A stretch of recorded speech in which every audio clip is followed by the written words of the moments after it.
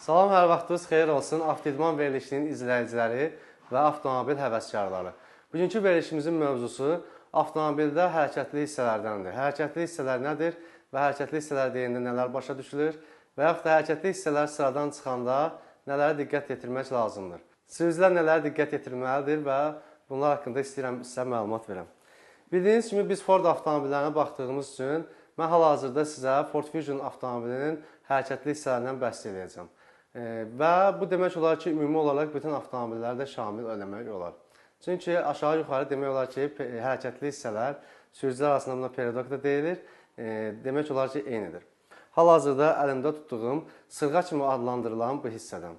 Ford Fusion avtomobillərdə fərq eləmir. Sağdır ya soldur, hər ikisini qoya bilərsiniz. Yəni sağı sola, solu sağa qoymaq olur. Yəni bu barədə heç bir problem yaşanmır.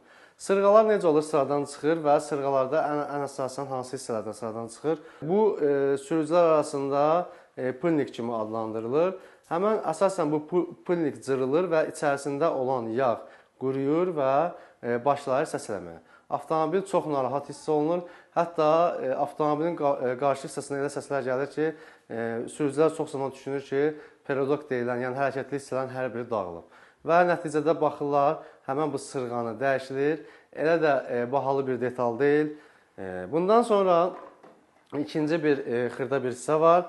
Bu adətən razval ustaları daha yaxşı tanıyır bu detalı.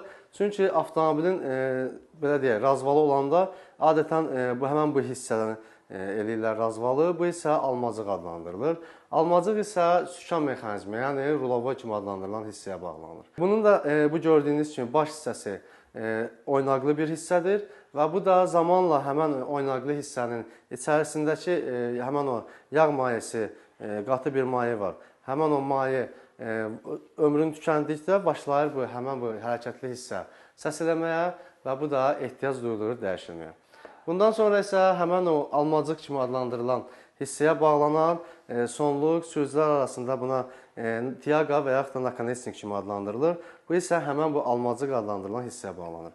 Bunun da bildiyimiz kimi baş hissəsində sürücülər arasında adlandırılan pılnik kimi hissə var. Həmən o pılnik hissəsi sıradan çıxdıqda gördüyünüz kimi burada pılnik kimi adlandırılan bir hissədir. Bu pılnik kimi adlandırılan hissənin içərisindəki maye, bu rezin hissə zədələndiyinə görə həmən o maye quruyur və hərəkət vaxtı həmən bu hissə başlayır səs eləməyə.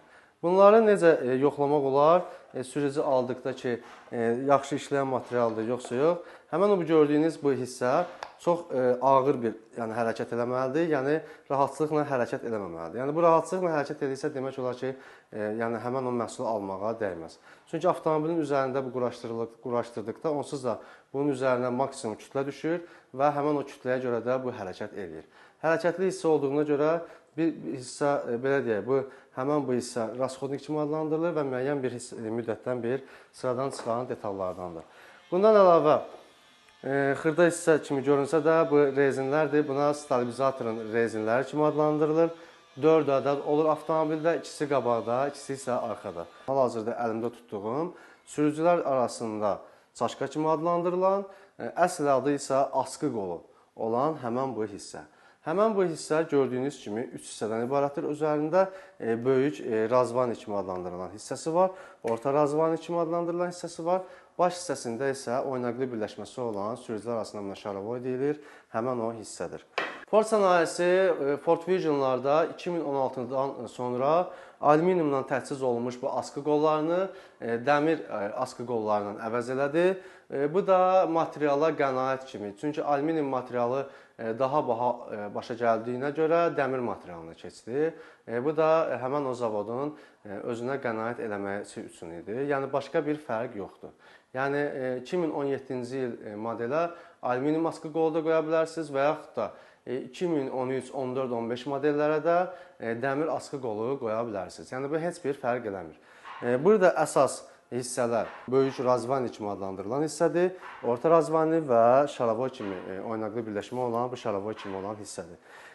Nədir burada əsas məqam? Əslində çox zaman olur ki, həmən böyük razvani kimi adlandırılan hissə sıradan çıxır və sürücüyə təklif olunur ki, həmən bu böyük razvanini dəyişsin.